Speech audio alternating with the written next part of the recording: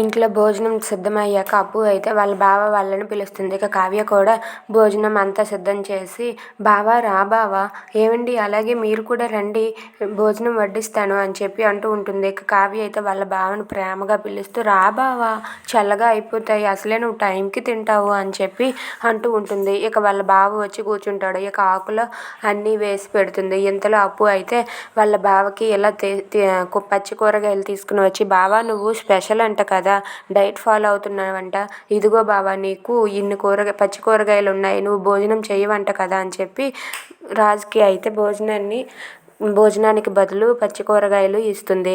ఇక కావ్య అయితే వాళ్ళ బావకు వడ్డించి, బావా నువ్వు పుష్టిగా తిను బావా అని చెప్పి అంటూ కావ్య అయితే వాళ్ళ బావకి బాగా భోజనం వడ్డిస్తుంది. ఇక రాజుకి మాత్రం పచ్చి కూరగాయలు ఇచ్చేసి అలా వదిలేస్తారు. Thanks for watching friends. Please subscribe our channel. Thank you.